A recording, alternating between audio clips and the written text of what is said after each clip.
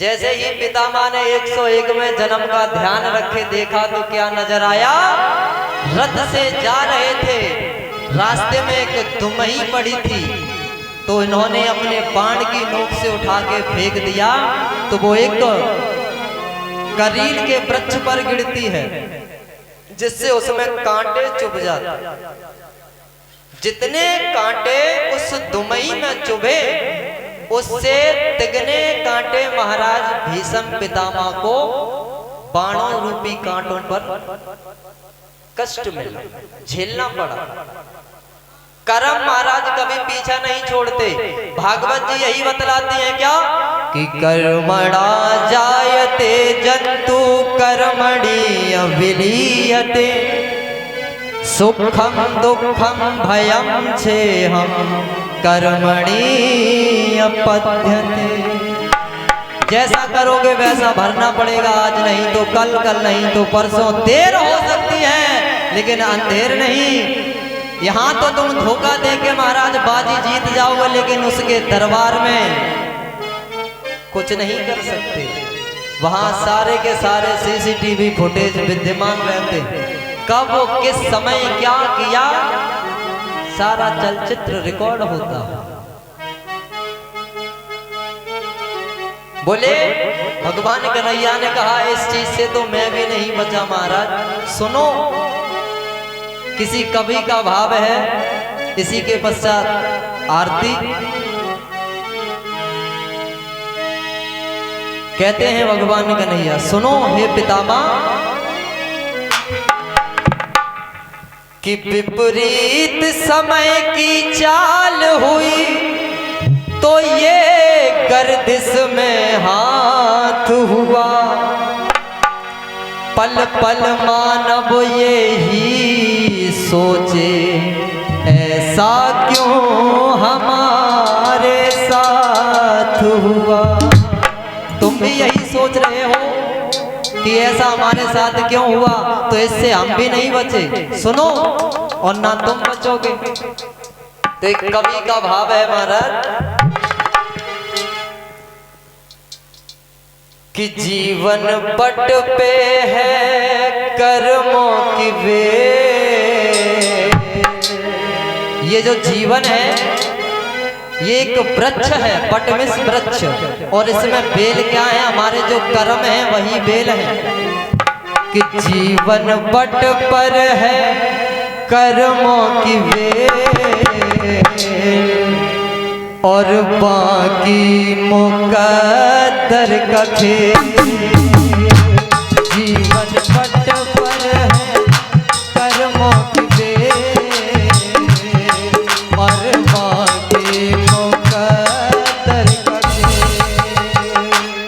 इसमें प्रारब्ध का भी है मेल, इसमें प्रारब्ध का भी है मेल, बाकी मुकद्दर का खेल, और बाकी मुकद्दर का खेल। हरि बोल।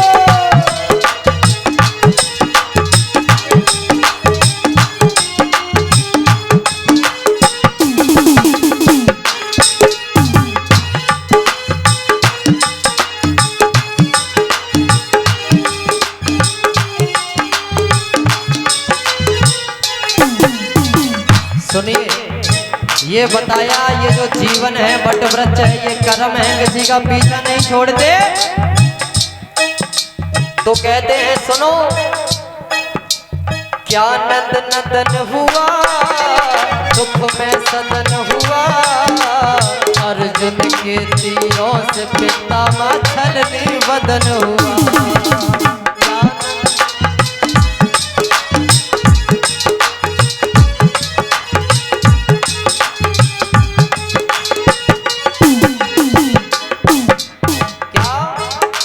सुनिए ध्यान से, कहते हैं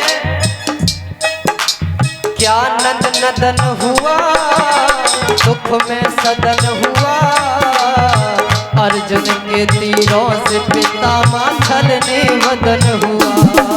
और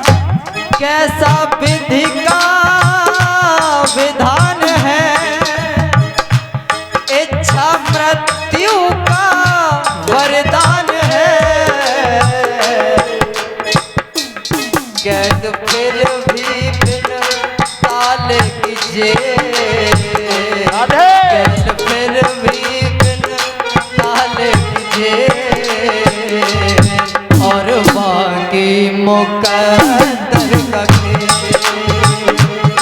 कैद फिर भी बिन ताले की जेल, और बाकी मुकद्दर का खेल।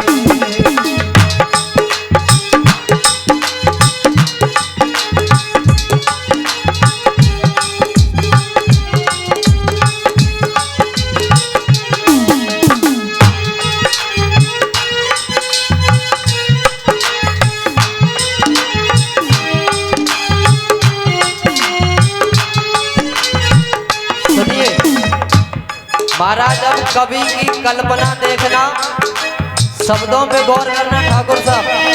हाँ, बतलाता है, बदला है एकदम, बदला कदम कदम, कदम कदम रहने वालों के था एक कदम कदम, बदला है एकदम और बदला कदम कदम, कदम कदम रहने वालों के था एक कदम कदम। कौन कि बदला एकदम और बदला कदम कदम, और कदम कदम चलने वालों के था एक कदम कदम। किसके? भगवान कन्हैया के। कि बदला है एकदम, बदला कदम कदम, कदम कदम सहने वालों के था एक कदम कदम। साथ सबको लेना पड़ा और बदला हमको भी देना पड़ा, कर्म कारण रहे कष्ट झेल, कर्म कारण रहे कष्ट झेल, और बाकी मुकद्दर का खेल, कर्म कारण रहे कष्ट झेल, और बाकी मुकद्दर का खेल।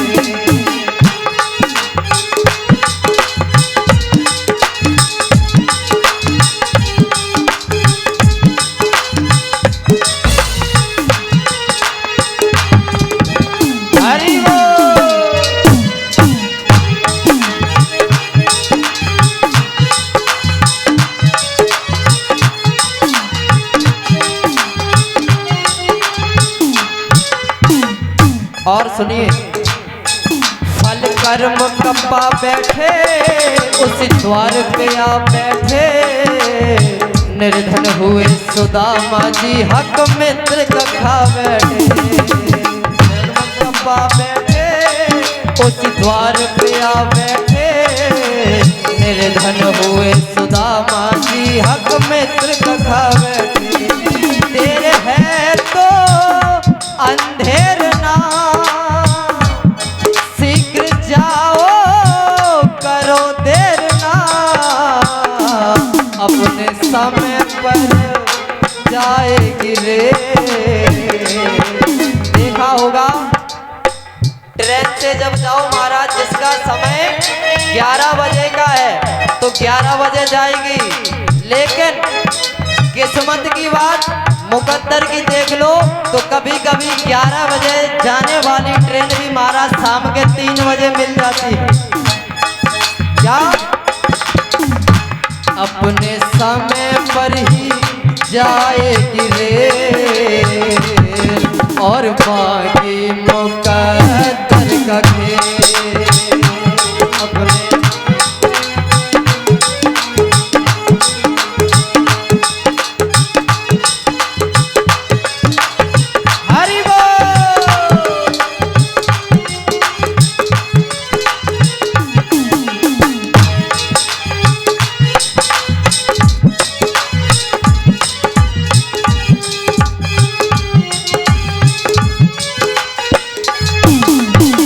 और अंतिम लाइन में बताया है महाराज, जिसके मन के भाव नहीं बदले, मेरी बात ध्यान से सुनना, जिस व्यक्ति के मन के भाव नहीं बदले उसको तो देने होंगे महाराज फिर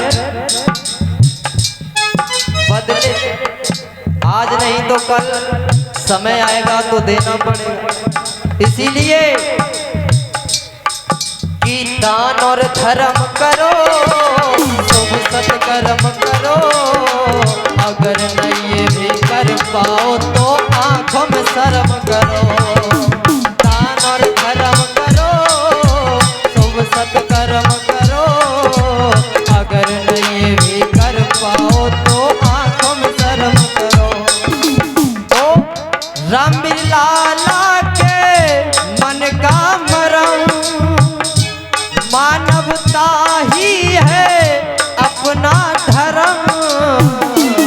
कभी पुरुषार्थ होगा न फेल, कभी पुरुषार्थ होगा न फेल, और बाकी मुकद्दर का खेल। कभी पुरुषार्थ होगा न फेल, और बाकी मुकद्दर का खेल।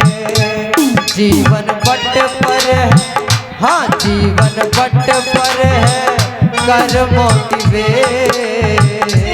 जीवन बट पर है कर्मों की बेल, और बाकी मुकद्दर का खेल, और बाकी मुकद्दर का खेल,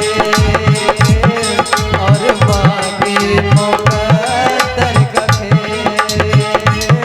और बाकी